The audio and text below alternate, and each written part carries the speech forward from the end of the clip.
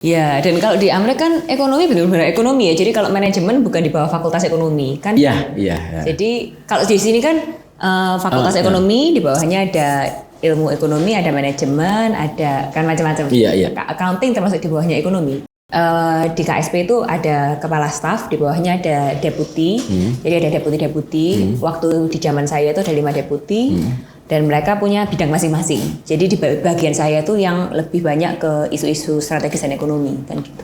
Ya, 2 hari lalu, iya. 2 hari yang lalu kan di sharing Mas Menteri mengenai Merdeka Belajar 26 kalau nggak salah nomornya. Di Merdeka Belajar 26 itu diinfokan skripsi ditiadakan, ganti project. Nah waktu itu memang kita dari awal itu kita sudah ngelihat ini tulisannya skripsi harus ada. Tapi sebenarnya di bawahnya ada klausul bisa diganti dengan tugas akhir dengan bobot yang serupa. Tapi tetap harus mengumpulkan laporan yang jelas gitu. Jelas itu.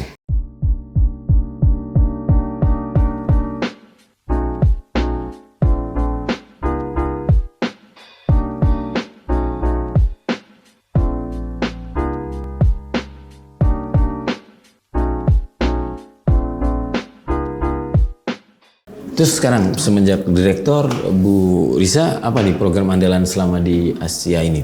Program andalan ya. Sekarang ini sebenarnya saya selama di sini tuh mengembangkan mungkin 3 hal lah ya. Yang pertama itu internasionalisasi sih. Karena saya ngerasa kita ini kan semakin lama ini dunia itu semakin tidak ada jarak. Karena kita sekarang online aja borderless gitu. Kita sekarang mau kerja, kalau misalnya mau nyariin orang programming aja, kalau nggak dapet di Indonesia bisa dapet dari tempat lain.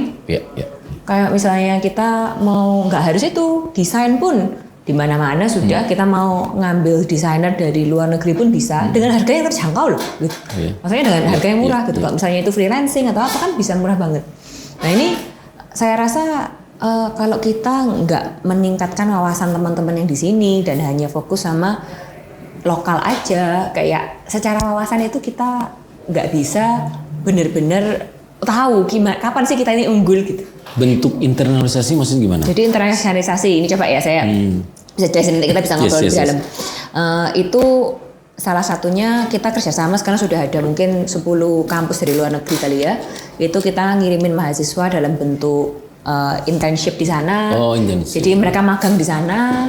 Waktu pandemi sempat kita magang online. Sebelum pandemi kita bisa ngirimkan ke sana. Persis kita kena ada mahasiswa kita dikirimkan waktu itu ke luar negeri, harus balik setelah 3 minggu karena ada pandemi. Itu sempat ngalamin juga. Zaman dulu istilahnya pertukaran pelajar ya. Nah, tapi kalau pertukaran pelajar itu kita juga ada. Kalau pertukaran pelajar biasanya mahasiswanya ngambil kelas di sana. Kalau kita ada yang ngambil kelas di sana, kita ada yang nyoba magang di sana. Terus selain itu, magang itu berarti di tempat perusahaan ya? Di perusahaan. Ada juga kita sekarang ya kerjasama dengan dosen-dosen. Itu mereka dapat gaji? Dapat gaji, tapi tergantung dari perusahaannya. Perusahaannya, oke. Nggak flat semua sama. Oke. Gitu. Terus ada beberapa kegiatan pemerintah yang juga kita ikut, ICT, ya beberapa kegiatan-kegiatan yang bisa ngirimin mahasiswa keluar. Mungkin itu ya, itu internasionalisasi. Lalu yang kedua itu sebenarnya mengembangkan inkubator bisnis gitu. Yang tadi cikal bakalnya awalnya dari hackathon, lalu jadi pendanaan yang tadi di Swiss tadi. Nah waktu itu kita ngelihat pentingnya kita itu jadi motor bagi teman-teman mahasiswa yang mau berwirausaha gitu. Karena waktu itu kita juga ngelihat sih di Indonesia ini 99% loh itu usahanya adalah usaha UMKM. Usaha kecil menengah. Mikro kecil menengah ya. Itu 99%, yang besar cuma 1. Dan menurut saya secara ini adalah kita ya negara berkembang, kita perlu untuk mendongkrak ekonomi ini ya dari mana ya, dari teman-teman yang bikin startup, yang mau membuat lapangan kerja. Betul. Jadi pertumbuhan ekonomi kita juga dikarenakan UMKM sebenarnya. Benar. Mendorong. Benar banget. Jadi saya rasa potensi di Indonesia bisa sangat gede. Kalau mungkin di luar pertandingannya sudah harus benar-benar profesional. Betul. Tapi kalau di sini benar-benar potensinya besar dan kita itu ya bisa jauh growingnya jauh lebih besar daripada daripada biasa. Dan itu berdampak mulai dari jadi adik-adik kita, mahasiswa. Sekarang lumayan banyak. Ini saya ada barusan. Contoh salah satu bisnis. Barusan. Nah ini kita ini. Siap Mas. Ini pas aja tangannya barusan. Jangan kelihatan, kalau bisa orangnya juga. Jadi barusan aja hari ini kita ada event namanya Modalin. Jadi Modalin ini kita menggaitkan mahasiswa yang punya startup. Ada juga beberapa tenan dari luar yang bukan mahasiswa tapi nggak terlalu banyak sih sebenarnya. Itu kita minta mereka presentasi. Kita tunjukkan apa ada yang mau membantu untuk menginvestasikan pendanaan, ya sebuah pendanaan lah untuk growing the business gitu. Karena mau nggak mau kalau misalnya ini kita mahasiswa, nggak hanya mahasiswa sih, teman-teman yang punya startup, salah satu kendalanya itu kan pasti cash gitu. Cash, yes. Kita punya cash nggak untuk mendorong bisnis ini untuk maju dulu, untuk punya stable income gitu. Jadi pas hari ini, ya makanya ini terima kasih udah mau datang ke sini, persis barusan selesai. Sebelum kita lagi syuting ini. Nah ini salah satu produknya. Ini salah satu mahasiswa semester 3 kita. Sendirian atau Menarik banget. Dia bikin ini. Itu dia cerita sama saya. Dulu pekerjaan tetangganya bisa bikin tas seperti ini. Tasnya ini katanya 25 kilo, bisa tahan sampai 25 kilo. Iya, kuat loh ini. Kuat banget. Kalau bisa dipegang kuat ini. Iya, jadi dia bilang ini bisnis tetangganya terus nggak bisa jualan. Jadi akhirnya dikasihkan bisnis ini, ya udahlah suruh dia yang melanjutkan. Jadi dia melanjutkan pengertiannya, tetap tetangganya itu yang memproduksi, dia bantu di pendanaan atau gimana? Jadi full dikasihkan ke mahasiswa kita. Berarti mahasiswanya bisa juga buat ini, merakit ini. Menariknya dia bekerja sama dengan ibu-ibu yang bisa diajarin seperti ini. Jadi ibu-ibu yang ini ibu-ibu yang bikin. Jadi anak-anaknya mengkonekkan. Tapi basically dia bisa. Nah ini boleh tanya ini sama si berarti Jessica. Dia ngajarin ibu-ibu. Berarti dia basically bisa ngajarin. Dia bisa mengajarin dan dia bisa ngonekin sama tetangganya yang ngajarin juga. Oh, pendanaannya? Nah ini baru hari ini. Jadi kita lihat nanti. Oh. Kan baru hari ini ketemu nih, baru hari ini presentasi. Iya. Jadi baru hari ini presentasi. Nah ini dijual. Tadi saya beli nih, bukan itu. Saya kayaknya wah kok bagus ya. Iya bagus nih. Warnanya juga. Iya. Tidak terlalu ini ya. Nggak terlalu macam-macam gitu. Ya. Maksudnya buat belanja kan sekarang di banyak pasar, yang nggak boleh pakai plastik kan. Betul. Jadi saya beli 30.000. Udah. Ini harga 30.000 guys. Kalau mau naksir ini tinggal datang ke kampus Asia. Nemuin Mas. Nanti biar Mas. Nanti ke inkubator bisnis. IG, web atau ada inkubator bisnis tapi kita bisa cek dari IG-nya Asia saja di @institute_asia. Nanti cari di sana ada inkubator bisnis. Nanti bisa ketemu. Biar nggak bingung. Nanti kita kasihin juga, mungkin bisa taruhkan di link. Iya, ditaruh di link ya ada yang buat Institute Asia ataupun yang inkubator bisnis. Jadi ini seperti 30.000, nggak bisa nego ini. Kalau belinya banyak bisa sebenarnya. Nah ini yang menarik ini, dia bilang tadi waktu dia cerita, ini dia mau membantu ekonominya ibu-ibu yang di rumah nggak bisa keluar, jadi mereka nggak ada kerjaan di rumah. Itu jadi UMKM bagus bener. Nah ini dia jadi ngajarin ibu-ibu, jadi ibu-ibu diajarin katanya kalau baru belajar sehari bisa bikin 4, 5. Kalau yang sudah bisa, yang bisa bikin sehari bisa 10, mungkin bisa lebih. Jadi ya ini bener. Tinggal dibantu pemasaran ini model-model gini ya. Iya, jadi bener-bener ini kayaknya memberdayakan masyarakat yang betul. yang mungkin nggak bisa mendapatkan penghasilan lain gitu. Betul. Ya kan kayak wah keren juga gitu. Pas nih buat ibu-ibu rumah tangga sebenarnya. Oke, guys, Victorian 30.000 bisa nego sih. Nanti sama Mas. Ya, gitu. Anyway, udah selesai. Ini promonya ini aku bantu promokan loh kamu, Jess. Itu nomor 2. Tuh. Dan yang ketiga itu sebenarnya kita sekarang lagi ini sebenarnya mirip sama nomor 1 sih. Kita bikin program International Management. Jadi kita sekarang punya program baru di launching tahun ini di mana mahasiswa kita itu nanti lulus dapat S1 dari sini dan dapat diploma dari Singapura gitu. Jadi kita kerjasama sama sebuah institusi double degree. Seperti double degree. Tapi satunya S1, satunya diploma. Tapi menurut saya menarik banget ini karena waktu saya sharing di Singapura itu sekarang katanya anak-anak daripada ngambil S1 banyak yang tertarik masuk vokasi yang 1 tahunan. Karena vokasi 1 tahunan langsung jelas kerjanya kemana. Katanya gitu. Jadi dia ceritalah mengenai bagaimana mahasiswa dia itu setelah ngambil program kira-kira berapa lama ya program dia lah ya, program dia diploma ini langsung terserap, ada yang pergi ke Dubai, ada yang langsung terserap ke tempat banyak negara-negara lain. Contoh S1 apa di sini, di diplomanya di apa? Oh jadi kalau ini yang sama kita, jadi S1-nya itu manajemen, diplomanya itu tourism and hospitality. Masih nyambung ya? Masih nyambung sih? Masih nyambung. Jadi satu dia manage, satu dia belajar langsung praktek hospitality-nya. Ya jadi ya itu mungkin lebih tourism ya. Dan saya rasa ini masih cocok banget buat kita yang menurut saya kan di sini ada Bali, ya ada banyak tempat-tempat wisata yang bisa dieksplor. Di sini aja di Batu aja banyak. Iya, dia jadi manajer itu langsung komplit, dia juga punya manajemen, dia juga belajar tentang tourism dan hospitality, dia belajar semua itu. Nah maksud saya ini kalau memang ini diploma nggak punya S1 diplomanya aja langsung bisa diterima di Dubai gitu ya. Nah ini apalagi kalau misalnya punya S1. Iya betul. Gitu. Jadi dan negara yang sudah ini sama negara gimana? Dan ini sama negara mana? Sementara yang sudah kerjasama Singapura. Jadi ini kampusnya dari Singapura, namanya Trend Global College. Okay. Jadi dia yang mengeluarkan diplomanya ya dari pemerintah Singapura. Dan diploma itu dia mau itu di luar negeri atau dalam negeri biasanya sudah kerjasama sama perusahaan. Ada. Nah dia ada, jadi dengan penyalurnya lah gitu. Jadi ya ada kerjasama tentunya ya teman-teman tetap harus apply dan lain-lain gitu. Pasti harus apply lah, harus mendaftar. Tapi ya setidaknya sudah ada jalurnya. Setidaknya sudah ada. Dan kalau misalnya kita ngelihat itu orang-orang mungkin kurang familiar, kita kampus di Indonesia ada Segabrek gitu ya, ada banyak banget. Tapi maksudnya kalau misalnya itu dari Singapura kan pasti orang-orang juga ada dari Singapura gitu. Ada gitunya.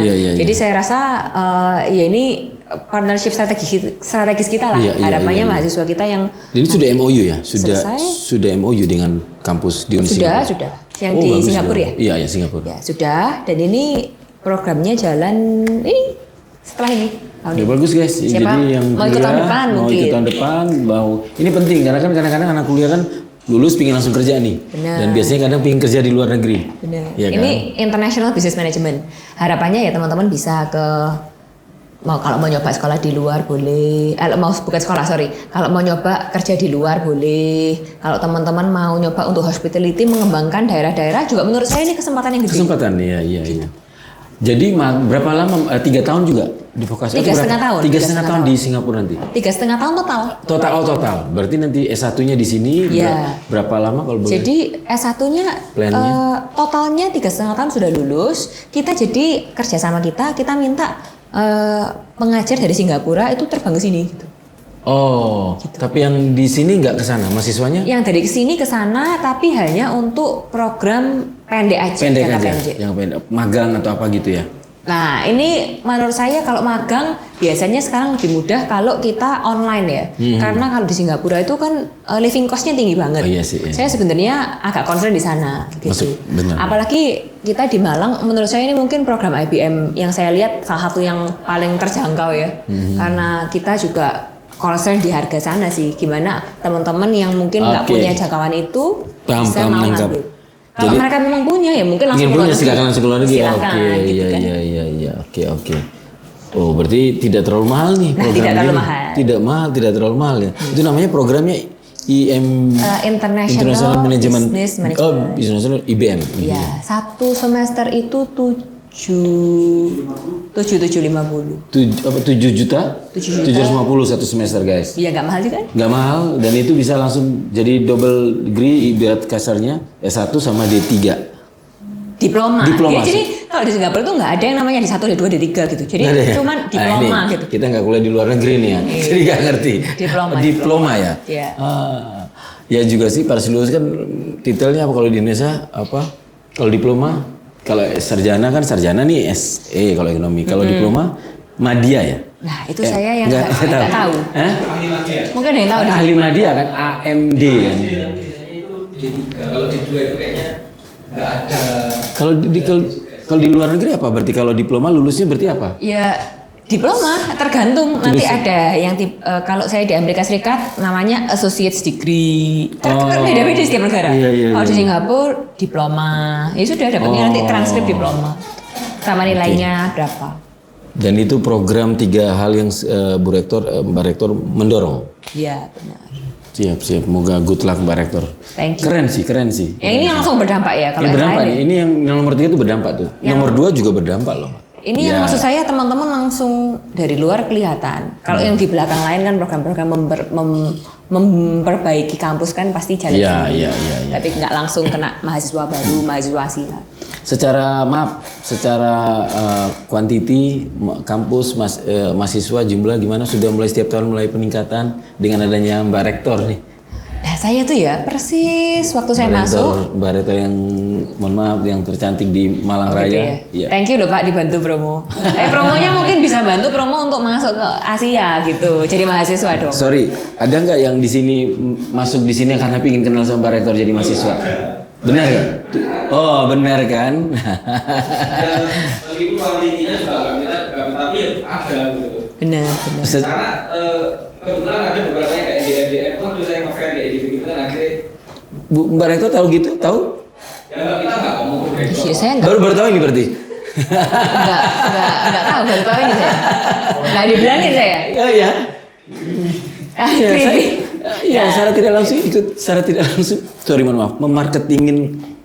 Oh iya. Secara tidak langsung. Tapi saya gini, saya masuk ya waktu saya viral wah naik gitu. Tapi waktu itu persis 3 bulan setelahnya pandemi Pak. Oh iya. Jadi wah persis gitu. Ini nggak seberapa kelihatan jadi ya sudahlah. Oh iya, pandemi kerasa nggak ujian? Kerasa sih, kalau pandemi pasti kerasa. Mahasiswa yang sebelumnya reguler juga jadi perlu dispensasi pembayaran, ada yang jadi tiba-tiba nonaktif, harus balik ke keluarganya di luar kota, luar pulau, banyak yang seperti itu. Banyak ya. Tapi sekarang mulai pelan-pelan membaik, tapi belum seperti sebelum pandemi. Sama, bisnis juga. Bisnis juga. Berarti kita mirip-mirip nih sama. Bisnisnya apa sih Mas? Boleh cerita nggak sih? Jangan dong, nggak enak saya. Yang maksudnya masih belum rebound ini yang mana ini? Ya kurang lebih hampir semua sama kan ngerasain. Orang pada hati-hati dulu kan ya. Karena setelah pandemi ini kan masih apa istilahnya? Baca dulu. Apalagi ini sekarang menjelang pemilu juga kan. Jadi ya wajar sih. Mungkin tahun depan. Iya, siapa tahu tahun depan dibantu dari teman-teman. Boleh dong, ini kita sudah bantu nih. Datang lagi di sini, studionya Asia lagi. Nah iya, bagus. Terima kasih. Saya terima kasih. Satu hal, dulu kecil di mana, Mbak Rek? Di Surabaya saya. Surabaya. Lahir sampai SMA di Surabaya. Wong Surabaya ini. Iya. Makanya medok ya saya. Oh, iya Malang juga medok ada. Semakin di Malang semakin medok saya. Semakin medok. Iya, wah. Malang mah medok juga. Terus Medok. Surabaya selama kecil sampai besar apa kira-kira yang buat sampai hari ini Mbak Rektor bisa seperti ini? Apa ya? Sosok. Saya rasa tentunya support keluarga itu pasti ada. Pasti. Lalu mungkin memilih sekolah yang tepat ya. Sekolah saya dulu sebenarnya isinya tuh happy aja gitu. Jadi maksudnya gini, ini tergantung anaknya ya. Kalau misalnya waktu itu saya ngerasa saya sekolah di tempat saya dulu sekolah, saya jadi jauh lebih kayak seneng sekolah, seneng belajar. Tapi ada juga yang akhirnya jadi nakal, itu beda ya. Mungkin ada teman saya yang mengalami hal yang sama. Semua karena, tempat hampir mirip deh. Iya, karena kurang strict. Jadi waktu itu saya ke sekolah di mana itu kayak national plus gitulah zaman itu ya. Jadi yang nggak terlalu kaku-kaku banget gitulah gitu. Jadi waktu itu nggak ada ranking-rankingan. Itu SD, SMP baru ada. SD nggak ada ranking-rankingan. Jadi kalau mau diminta nggak ada beban jadi akhirnya. Nggak ada beban. Kalau mau dibuat bolos, jadi orang tua saya misalnya mau pergi kemana bolos, saya malah nggak kepengin bolos. Saya malah nggak mau, saya nggak mau bolos. Gitu. Saya mau masuk sekolah. Karena seneng, karena kayak merasa itu mainan gitu ya, nggak mainan lah ya. Circle-nya pas buat enak di sekolah. Bener, kayak kegiatannya juga enak gitu dan kayak nggak terlalu itulah kalau misalnya kita nggak ada ranking-rankingan kan nggak terlalu gimana gitu, nggak terlalu berkompetisi lah. Iya betul. Tuh, jadi mungkin dari situ. Tapi ya balik lagi karena saya mengalami sekolah yang agak lenient ya, yang notabene mungkin agak mudah gitu ya. Jadi waktu kuliah ya saya benar-benar belajar gitu, harus kayak kuliah langsung di luar negeri kan? Di luar negeri. Waktu itu saya ngambil college dulu. Kenapa milih luar negeri waktu itu? Saya tuh kayak usulan orang tua atau memang pilihan sendiri? Saya itu punya mungkin pemikiran ya, kalau sekolah paling bagus itu di Amerika gitu ya. Mungkin separuh juga karena Hollywood gitu ya. Terbrainwash Hollywood. Jadi dulu saya pengen banget masuk MIT, nggak kesampean, maksudnya Harvard oke lah. Iya. Tapi dulu saya kayak pernah ngelihat brosurnya MIT, wah pengen banget ini masuk MIT. Gitu. Keren sekali. Iya emang. Tapi Harvard juga keren dong. Iya tapi Harvard juga keren, nggak apa-apa saya ke tetangganya aja. Terus sampai kalau MIT kalau di film itu jadi ini nih. Banyak banget. Enggak, kalau di film biasanya MIT apa? Good with hunting banyak macam-macam ada. Ada jago-jago terus lulusan mana MIT. Jadi CIA. Yang keren-keren itu. Iya. Waktu di Amerika kan akhirnya sesuai kesampaian juga ke Hollywood pada akhirnya. Ke Hollywood, kalau ke Hollywood jalan-jalan doang. Jalan-jalan doang. Kalau saya di sana, iya kan dari tempat saya di California itu kan kalau nyetir ke LA paling Beverly Hills 7 jam paling ya. Kan jauh beda kota kan, naik highway 7 jam. Jadi ya nggak sesering itu, tapi pernah. Terus dari sampai perjalanan ini mungkin dari kecil ada yang didikan orang tua yang sampai sekarang dipegang sama Mbak Rektor. Buat didikan orang tua ya. Saya ini sering ditanyain ini, tapi saya tuh nggak pernah punya go to answer gitu. Jadi mungkin nanti ada didikan orang tua. Ini pertanyaannya sudah umum ya berarti ya? Iya, ya khusus ini ya. Jadi saya nggak tahu nih dulu ditanyain apa sama nggak ini sama yang ini ya. Tapi apa ya yang saya rasa saya kalau saya ditanya saya ada captionnya soalnya, tapi kalau ada beberapa kali karena sering dicekoki sama orang tua setiap kali kalau ngobrol gitu, jadi kita ke bawah. Kalau di mbaknya? Kalau saya tuh mungkin atau mungkin tidak dalam bentuk nasihat atau apa, mungkin dari tindakan yang akhirnya wah papa mama gini ya. Kalau saya tuh anak berapa orang sih saudara? 2 orang doang sih, cewek-cewek. Oh. Dia punya kakak 1 cewek. Oh yang adik ya berarti. Saya jadi anak kedua sih. Tapi kayaknya yang saya rasa itu mungkin gini ya, nggak pernah menyuruh untuk gini, nggak pernah terlalu memaksa gitu. Jadi kayak sudah dilakuin aja apa yang suka gitu. Jadi suka apa silahkan dieksplor gitu. Jadi kayaknya membuat saya lebih curious gitu ya, lebih ingin tahu gitu. Jadi mungkin aslinya sudah ingin tahu nih, tapi karena difasilitasi sama orang tua juga jadi seperti itu. Dan pasti kayak orang tua saya sangat mendorong, sangat merasa bahwa sekolah itu penting gitu. Jadi dari kecil kakek nenek saya yang dari papa itu guru SMA sama SMP. Terus setelah itu papa saya juga kadang-kadang ngajar, sekarang masih ngajar juga sih, ngajar di ITS, sempat ngajar di mana-mana, sempat jadi corporate trainer juga. Jadi ya kalau kita itu sampai tua nggak boleh berhenti belajar. Kalau kalau di pemahaman saya agama, ilmu yang amal yang tidak pernah sampai mati, salah satunya adalah amal ilmu, itu memberi ilmu kepada orang banyak. Iya, nggak hanya memberi ilmu, jadi harus belajar lebih nih. Jadi kita harus terus mengasah dan juga mau membagikan. Dan membagikan itu sebenarnya juga bagian dari belajar kan, terus mengingat. Benar. Iya kan? Kita ngajarkan sama aja buat kita terus ingat. Benar. Iya. Makanya kalau belum S2 emang sini ada program S2? Ada program S2 Magister Manajemen. Magister Manajemen. Ada yang online, ada yang offline. Harganya bisa nego sama Bu Rektor ya berarti? Wah. Kalau kita bikin MOU sama Victoria.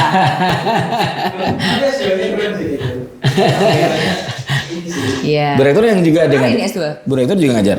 Saya ngajar tapi saya kan belum S3 ya. Jadi ya ngajar-ngajar kelas terbuka gitu loh. Open class. Jadi menarik banget, malah banyak teman-teman kita yang masuk S2 itu teman-teman yang sudah selesai S3 nih. Tapi S3 di bidang lain gitu. Di kedokteran mereka perlu nyariin program 1 yang untuk belajar manajemen. ada yang dokter, jadi maksudnya dokter gitu ya. Dokter juga ngambil S2 kita karena mereka mau melihat gimana sih caranya mengelola rumah sakit, klinik. Iya, ya namanya. Ada yang sudah profesor, ngambil S2 gitu. Macam-macam, ada yang berbisnis, kadang-kadang pengen update ilmu gitu. Jadi lumayan variasinya tinggi. Apalagi ini setelah pandemi kan boleh online ya. Boleh dicoba ya, boleh dicoba. Berarti saya kalau ngambil S2 ngajar berarti ya? Siapa ya? Boleh ngajar. Sudah S3? Hah? Sudah S3? S2 aja belum, gimana mau S3? Berarti bisa S2 di Asia. Mungkin ini tanda-tanda kenapa kita harus podcast di Institut Asia. Ya kalau mau ingin belajar lagi. Iya. Ya kita itu kok sampai di Kalimantan, ada salah satu wakil DPR di Kalimantan. Saya sebetulnya juga nggak ngerti kok bisa sampai situ ya. Tapi karena online ini, ya jadi akhirnya yang dari Kalimantan, dari Jakarta, dari mana gitu. Dan yang dari Kalimantan sekarang lanjut ke S3 di UB. Waktu itu kita kerjasama juga sama UB untuk fasilitasi setelah S2 bisa S3 gitu. Kalau di Bu Rektor di mahasiswa S1 apa juga ngajar atau gimana? Ngajar, setiap semester ngajar saya pasti. Berarti antusiasnya mahasiswanya banget ya? Kalau pas giliran ngajar. Iya, tapi kalau di kelas saya tuh ya, mahasiswa tuh diem-diem loh, mungkin takut kali ya. Masa? Serius, sungkan kayaknya. Belum ketemu yang agak gimana gitu? Saya tuh dulu pernah sekali ada podcast mungkin ya, kalau nggak podcast mungkin ditanyain salah satu interview, gimana? Kan masih muda, nggak pernah digodain sama nggak pernah saya. Serius? Sama sekali nggak pernah. Wah kurang berani Victoria, nggak gantian. Saya mana sih? Memang mungkin vibe saya nggak bisa. Nggak bisa kayak gitu kan. Tegas. Vibe-nya gitu, iya, rasanya gitu sih. Oh gitu ya? Iya jadi nggak itu saya mahasiswa juga kayak oke, ya Bu, gitu. Nggak ada aneh-aneh. Iya langsung Bu Rektor soalnya. Nah iya. Khawatir di DO-in. Tapi ya aman-aman makanya ini, makanya bagus-bagus ini di Institut Asia. Iya. Mahasiswanya. Sopan-sopan, attitude-nya oke. Oh ya? Ya. Terus terakhir apa yang pingin Ibu? Ibu ya, Mbak deh, yang pingin mau apa lagi untuk Kampus Asia ini? Mau apa lagi ya? Kalau mau pengembangan itu nggak ada itunya lah ya, nggak ada puasnya. Kepingin pelan-pelan itu selalu membaik pasti. Jadi ya harapannya ya ini membangun teman-teman yang gini, nggak cepet puas gitu.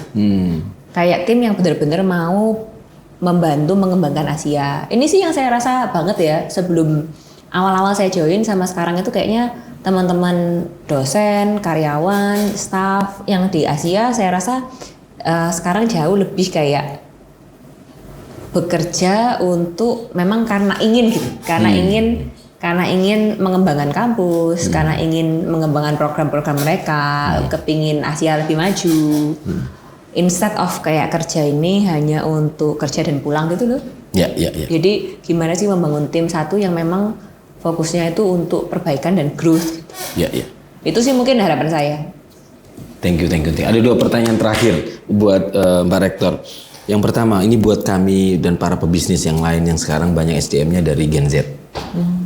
Pesan apa nih Mbak Rektor? Atau ya mungkin ada saran masukan atau gimana menurut Mbak Rektor Gen Z sekarang? Gen Z ya, Gen Z sama Gen abis ini Alpha. Segini banyak leadership di perusahaan-perusahaan tertentu agak sedikit mulai agak ada jarak nih. Bagaimana mereka harus mudah cepat belajar untuk bisa memanage adik-adik Gen Z ini?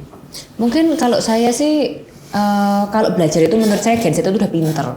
Ini teman-teman native teknologi yang menurut saya mau nyari apapun itu udah langsung otomatis buka HP, fasih lah ya secara teknologi. Yang saya rasa itu bisa ini masukan buat teman-teman yang Gen Z, Gen Alpha baru-baru nih untuk lebih tangguh itu ya. Menurut saya itu penting banget sih.